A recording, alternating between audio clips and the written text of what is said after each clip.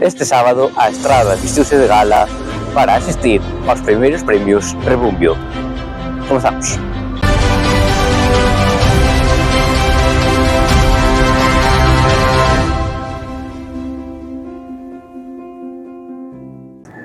Moi boas tardes, señoras e señores.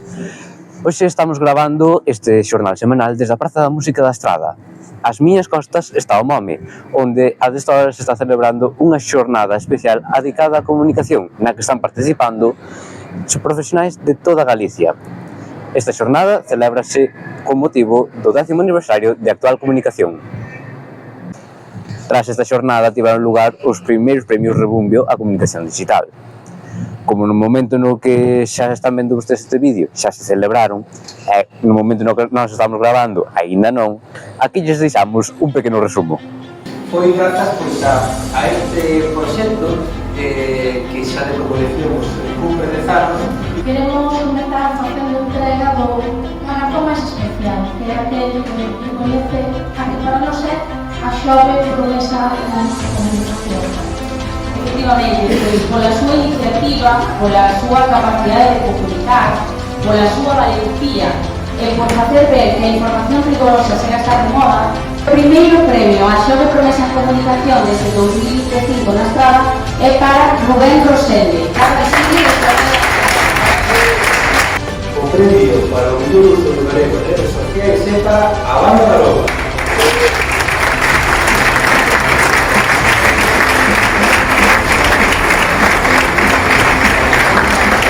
A iniciativa local de redes sociais é para a Estrada Digital.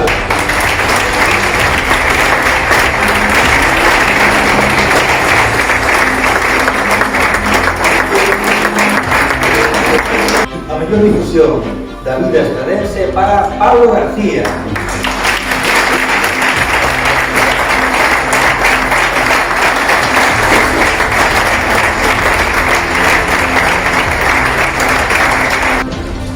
A mellor difusión de negocio local en redes sociais é para Argentinos Burger.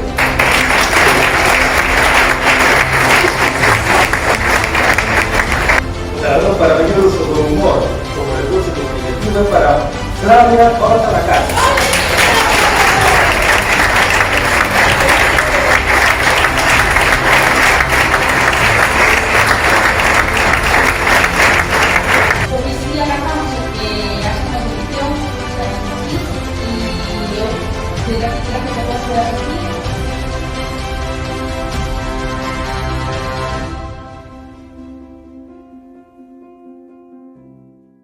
Parabéns a todos os gañadores. Ademais destes premios Rebumbio, a semana deixounos outras noticias. Un incendio forestal calcinou 4 hectáreas en Frades. Trátase do primeiro lume nos montes da Estrada deste ano. Veciños de Ribela denuncian que a Igrexa non quere restaurar o Río do Cura. A fervenza de Callobre é inaccesible debido ao paso do tempo, aos temporais e ás enchentes do río. A semana deixounos 3 accidentes. Un coche levou por diante os sinais da rotunda do Mercadona. Outro saíuse da vía e emburcou en Oca e outros 2 bateron en Arnóis. Levantáronse 217 actas previas á expropiación dos terreos para a Guía 59. O Congreso aprobou a mellora integral da Nacional 640, unha vía para que Gonzalo Louzao tamén solicitou que se faga a variante. Luis López Bueno pediu que se dé unha nova vida ao Matadoiro e Amalia Lago e Belén López pediron que se instalen novas marquesiñas e que se melloren as existentes. O BNG presentou unha moción contra a Altri e Xoán Reices, voceiro deste partido, fixo un artigo para Polititando no que repasa a situación do Concello. O Concello presentou o programa Noites Novas, co que busca ofrecer unha opción de ocio alternativa. Nela poden participar os rapaces e rapazas de máis de 12 anos. Esta iniciativa non gustou no seo do principal colectivo xuvenil da Estrada, a Estación, e a que comentan moitas das actividades son semillantes ás que eles realizan. Nuestro problema es con el ayuntamiento específicamente porque las actividades que están realizando son muy similares a los que llevamos haciendo nosotros desde hace 11 años en la que el Concello nos lleva dando sí, bueno, no sé qué, os apoyamos, no sé qué, pero un poco entre comillas. Ahora estamos en una campaña de un montón de actividades y seguimos esperando aquí a que haya un poco de apoyo. Es que no aparecen ni por aquí, ni un decir un hola, un algo.